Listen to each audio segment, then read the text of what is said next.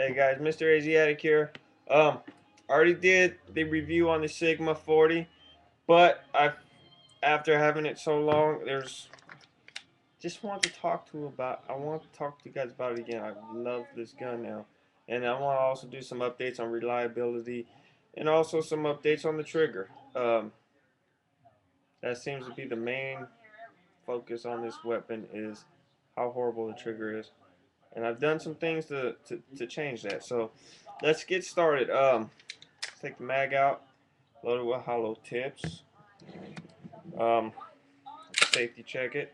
There's nothing in the barrel. But anyways, let's get started.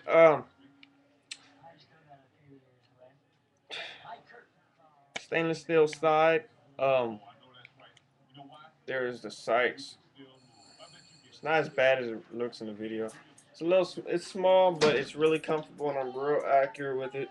Um, Even when I bent it, I was doing some amateur gunsmithing on the trigger, which I will tell you guys later.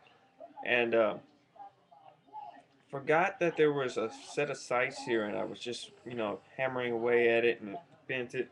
I got it mostly in the groove, but I've shot so well with it even being this way. If it ain't broke, don't fix it, even though it technically is broke. But so, anyways, here's a safety indicator right here. Basically, what that is if you have a round chambered, you'll be able to see the brass there. It's a cool thing to have when you're outdoors and you're pointed down range and you're okay, but I wouldn't trust it. I usually do. I usually go through my safety checks anyways. But it is cool for folks like police officers or whatever. I know that when they load a round in there, they always kind of slide it back a little bit to make sure a round is loaded. This way you know a round is loaded. So let's start with what it came with. Got it from Bud's Gun Shop, $2.99 ship, including taxes, shipping, everything. Um, Good old made in America. Only thing I own. My AR is made in America. I do own a Mosin though, but alright, but anyways, it just came in a little thing like that. Some come in cases, some don't. I don't know which ones come and which ones don't. Didn't bother me. I just went out and bought a Midway bag. Put all my mags in here. My handgun. This will fit about 200 rounds of ammo just in these patches. Of 40. So anyways, it came with two mags. One is loaded with cheap plinking wolf, or Tula, and this is my defensive one. I only have 10 rounds of hollow tips right now. I ran low at the range the other day, and I just wanted to keep shooting, so I just shot all my defensive ammo. So I just bought some Tula at Walmart real cheap.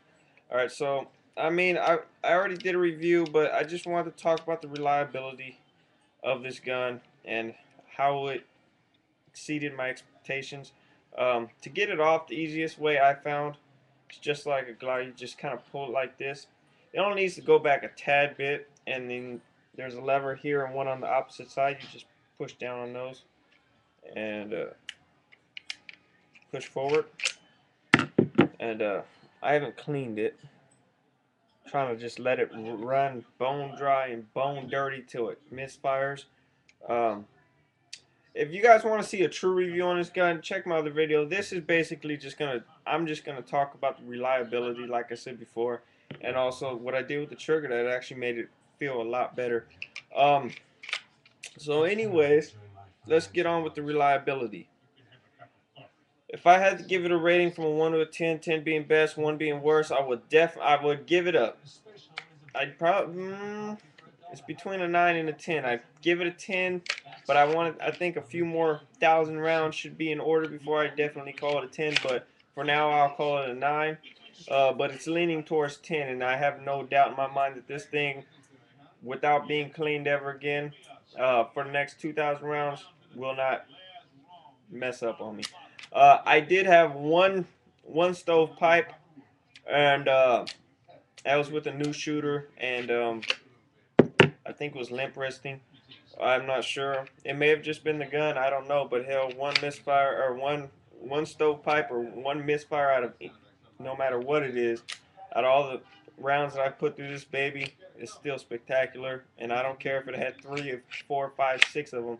The amount of rounds that I put through this, and without it screwing up on me, for a cheap gun or an inexpensive gun, um, definitely exceeded my expectations here. I really did. So I put maybe, I don't know, but I put a lot of rounds through it, and I don't even want to guesstimate, but I put a lot of rounds. And like I said, I had one misfire, and that stovepipe, and that was with the new shooter. I think was limp resting it. I've tried to shoot in different conditions, you know, gangsterish, down here, sideways, sideways, up, down. Uh, couldn't make it. Couldn't make it jam. Tula won't jam. Hollow points. Some guns, especially inexpensive guns such as high points, seem to not like hollow points, and didn't jam.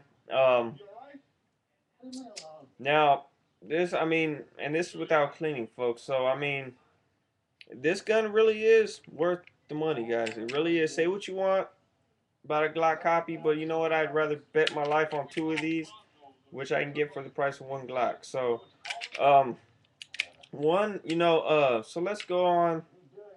Oh, and let's go on about the accuracy too, because as I've become a better shooter because of this trigger, when with a lot of guns, with a lot of handguns, um, with a lot of handguns, the trigger, you know, isn't as bad as the Sigma, just to put it bluntly. So it's not as bad as the Sigma. So you don't really focus so much on it, on your trigger control, on your breathing, on your sight picture. You don't really, you don't really focus on that as much. With the Sigma, especially in stock form, it was bad. I'm not gonna lie. It wasn't as bad as people were making it out to be, but it was a heavy, pretty stiff, gritty trigger. Um, so it made me focus a lot, and it made me really just keep my eye on it and really start slowly pulling it. Okay, but one thing that I found, people complaining about the length, I found that you just kind of go halfway, put your sight picture on there, and then it's not as bad. But that's what I did. But I did something to the trigger here, which I'll explain later. But let's talk about accuracy. I am by no means, shape, or form the best shooter out there. Um, but now I'm really confident that I can hit probably a dime from a good 20 yards with this gun. Maybe not consistently, but I haven't tried it. I will, and I'll show you guys. Uh, but I'm confident in what I can do with this handgun. I went to the range with a buddy a couple days ago, um, and from 15 yards, I was just nailing things about this big on a consistent basis. Uh, and I wasn't, one shot, regroup, one shot, I was bam, bam, bam. And I had no idea that this gun could even be this accurate. And this was with cheap ammo, guys. Cheap surplus, or not surplus, but cheap Russian ammo. And, it's been real accurate. It really, really has been. Mine goes up. Mine seems like you would want to aim up just a tad, and then it's on point. But that could be due to my bent. I bent it when I was doing some amateur gunsmithing. So let's go on to the trigger. Let's go on to the trigger here. What I did to the trigger. I'm not. I have another thing where it shows you the guy that does it, but there's 2 springs in here that I took out. Uh, I polished these parts right here. Polished these parts. I also polished this here and kind of grind it down the plastic on the side here, because if you guys have one, pull it back and you can tell that a lot of that is from this part right here. I didn't get that on a YouTube video or nothing, but I just kind of looked at it one day and I was like, you know what? I think that is what's causing some of the grittiness. Um, and sure enough, it was. So I have zero grittiness in here anymore. And once I polished it, took out those 2 springs, which I have now. This is the only thing that I have now. Um, I'd say maybe 6.5 pounds, 7 pounds maybe. No more than 8. No more than 8. But it's about 6.5, 7 pounds. But it's a real nice trigger pull. Real nice. My wife can shoot it. She's small, and she has no problems with it. Um, but she did before. She could still shoot it, but she had a little problem with it before. It's not as bad for her now. One thing I also did was I bought the Wolf Spring. I read the top reviews on on Midway USA, and everybody was saying how great it was. But when I got it, I read the bottom reviews, and they were saying how unreliable they are. No fault at Wolf's. They say right on the package that it may reduce reliability for target only, which I can completely understand. But I put it on there anyways, and basically what it is it's not the original package, but this is the striker spring. You know, I just wrote it on there. Um, and that goes in here. And just search it on YouTube. It's real easy. You just clip the back part out and, you know, bam, bam. But anyways, with that and the mods that I listed before, this thing was down to about 4 pounds. I crap you not. I had a range master in my local range. I was like, you know what? I don't really have that much experience with poundage on the trigger. Can you tell me how that trigger feels and how many pounds you think it is? He went out, tried it. He said it feels better than his Glock. I'm not playing with you. He said it feels better than his Glock, and it did. It did. I didn't want to be biased. Some of you guys know I do not like Glocks, and I don't really like guns that are outside of or made outside of America. I choose to stick in America with my guns. It's just a personal preference. I mean, with handguns. I mean, rifles like AK stuff like that, I have no problem with. But I try to keep most of my parts in America. But anyway, he said he liked it more than his Glock. A couple people tried it. They all said the same thing. But it would miss. It would light strike. Maybe once every two magazines. Um, but this is my main. I designate this my self-defense, home defense handgun, and I don't want it to even have a chance of doing that. So I took it off and I just dealt with it. Now I'm getting great accuracy with this. Um, you don't know what light strike is. This is the primer here in the center here, and basically um, it gets hit in order to ignite. Sometimes the primer it doesn't get hit hard enough and it doesn't fire. So if this is like your secondary gun or whatever, and you just want it for target practice or whatever, I highly recommend it. They're like $2 on Midway USA or $3, I don't know, something like that. Um, but if it's your main home defense or self defense, whatever, I recommend to keep it or not to put it on. Or you guys, or when you just go to range, you can switch it. It's real fast.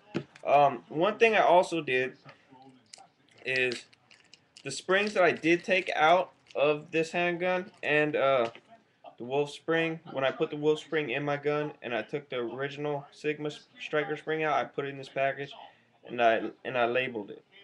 And then these are the 2 springs that you need to take out of your Sigma, and I've put a lot of rounds to it since then. It's never had any problems.